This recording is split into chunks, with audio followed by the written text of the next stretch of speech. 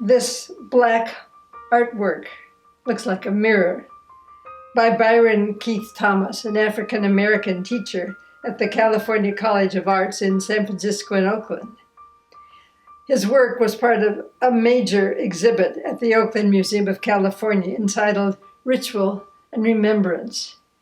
It was purchased while Alicia Force was acting as president in response to the students' request that the artwork should include not only our white benefactors to the school, but also reflect the ethnicities of students at the school now.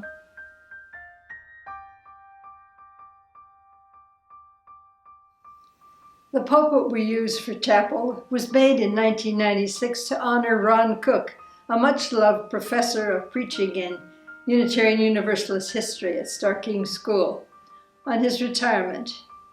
It was designed and crafted by Arliss Ungar, a former chair of the board at Starr King School. The piece of driftwood symbolizes Ron's beloved home in Big Sur, down below Carmel. The driftwood was found down by Big Sur by Rig Curry, also a former chair of Starr King's board. Preaching at Starr King chapels through the years has been an important part of education for religious leadership.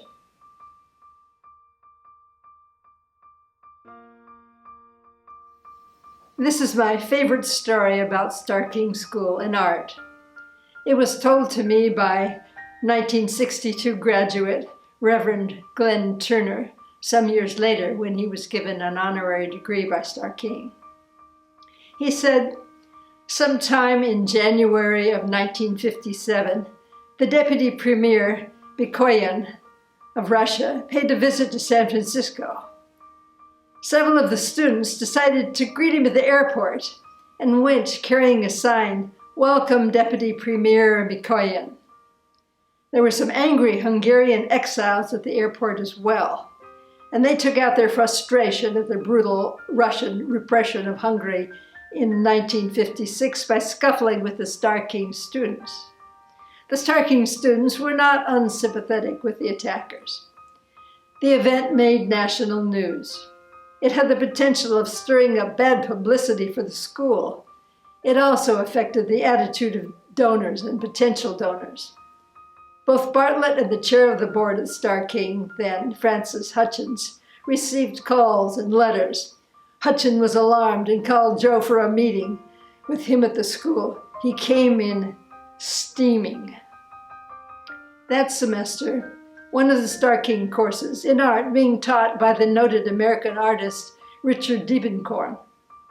That particular day, Diebenkorn had brought in a woman to pose nude for the art class in the downstairs student lounge.